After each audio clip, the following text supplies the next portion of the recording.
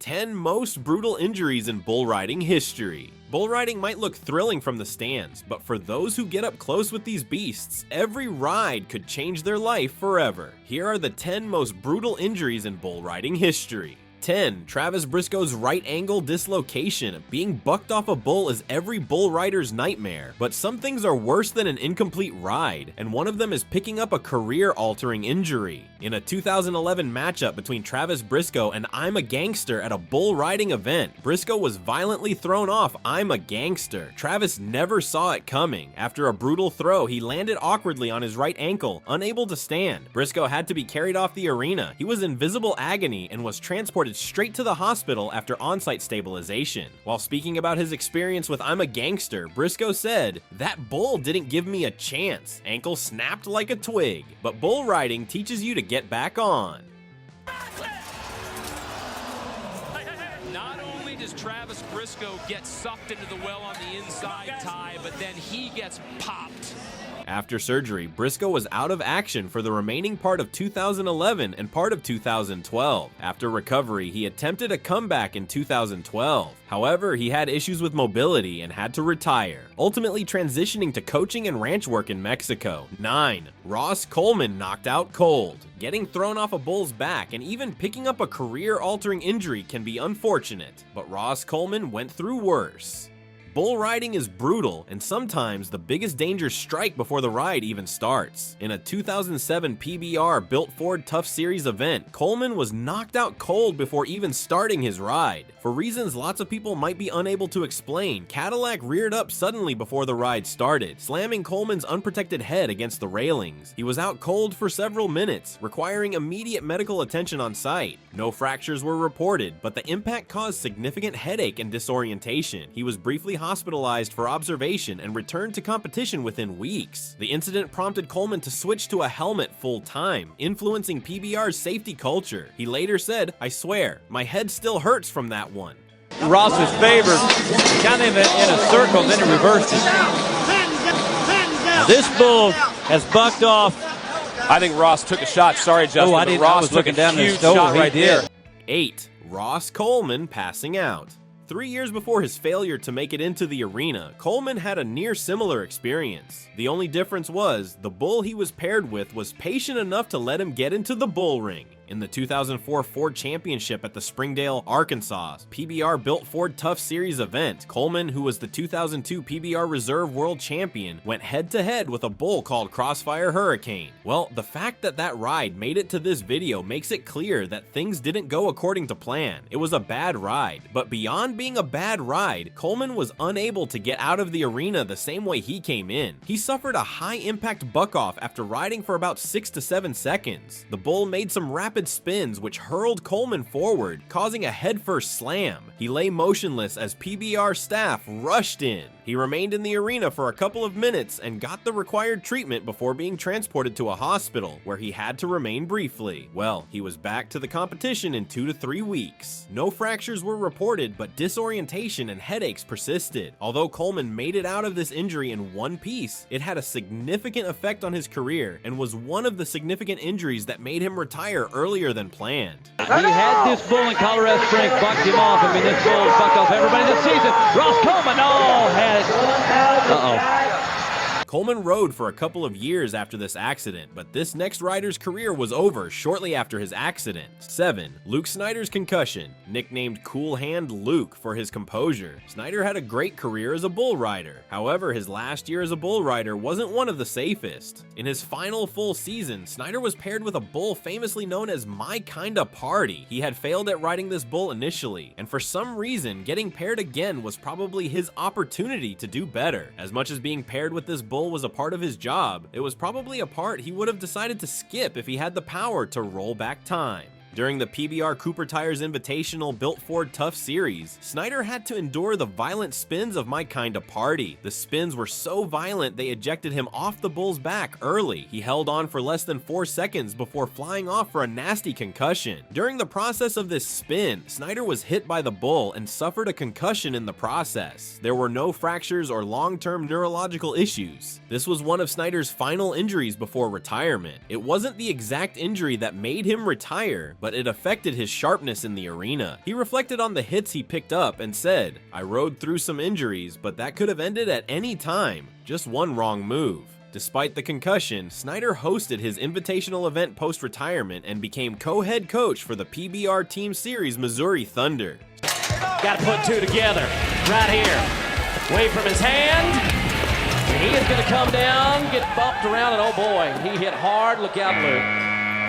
Speaking of concussions, this next rider also suffered a similar fate. 6. Neil Holmes knocked out cold. In the 2015 Professional Bull Riders PBR World Finals, Neil Holmes suffered a serious injury while attempting to ride a bull named Pure Bull. He was bucked off after 6.29 seconds when the bull threw him forward, causing a head-on collision with the bull's head that knocked him out cold. The incident, described as a horrific wreck, ended his participation in the event and was ranked as the number 5 wreck in PBR's top 15 of 2015. Holmes was promptly attended to by the PBR sports medicine staff and lived to tell the story. He's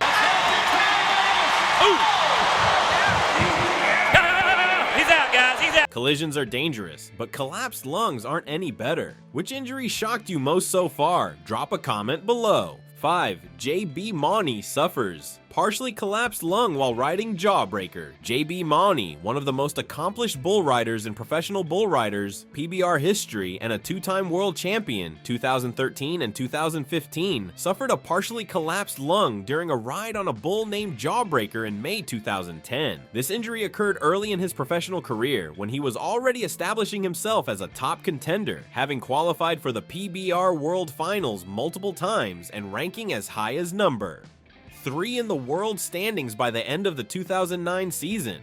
Mauney was in the midst of a grueling season that included prior injuries to both knees and his left elbow. Things were bad for him already, but got worse when he faced Jawbreaker. This bull was powerful, aggressive, and known for its explosive spins and hooks. It gored Mauney in the chest with its horn mid-ride, puncturing his lung and causing the partial collapse. Yep.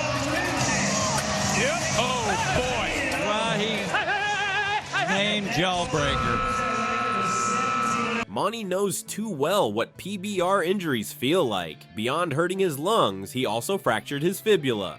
4. J.B. Mauney's broken fibula. J.B. Mauney suffered a broken left fibula during a successful ride at the Sacramento Invitational. This injury added to an already grueling 2019 season plagued by multiple setbacks, including knee, ankle, forearm, and rib issues. But true to his reputation for toughness, Mauney rode through the pain for several events before taking time off. The fracture occurred on January 27, 2019. Mauney was matched against Howe's Bad News, a powerful bull known for its aggressive bucking style. He delivered an impressive 88-point ride, which was his season best at the time. He even covered the full 8 seconds and earned qualified points toward his world standings. However, the injury happened post-ride during dismount when the beast spun around and ran him down from behind, stepping on his lower left leg with enough force to fracture the fibula. The break was not a clean snap, but a severe crack, confirmed by x-rays at Davis Regional Medical Center in Statesville, North Carolina.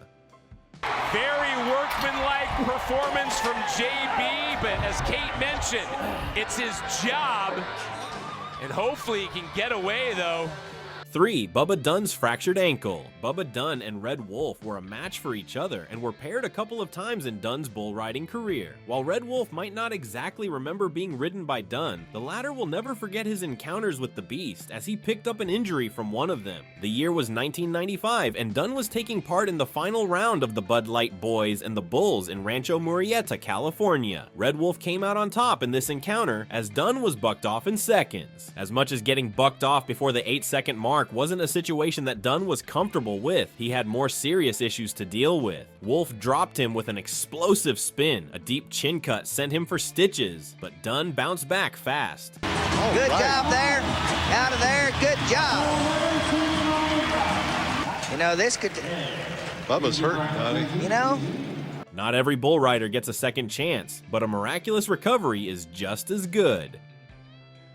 2. Bonner Bolton's broken neck. Bonner Bolton might not be celebrated for being one of the best bull riders in the history of bull riding. Nonetheless, he will always be remembered as a bull rider that experienced a miraculous recovery. In January 2016, during the Chicago Invitational at Allstate Arena, Bolton had to ride a bull known as Cowboy up. This wasn't a problem as he had quite a successful ride, but something went wrong. He mistimed his dismount. This made him cartwheel in the air, ultimately landing on his face. This didn't look like just any bull ring situation, as things seemed quite bad even before the doctors gave a diagnosis. Bolton shattered his C2 vertebra, leaving him paralyzed, but miraculous surgery and determination helped him regain sensation and movement. Sadly, he never made it back to the arena. Initially, doctors assumed he could go on riding bulls professionnly. However, they soon made it clear he was unfit for the dangers of bull riding, and that was the end of his era as a bull rider. Much more. Brett Nielsen, head on the bull, come on, ready. Roll!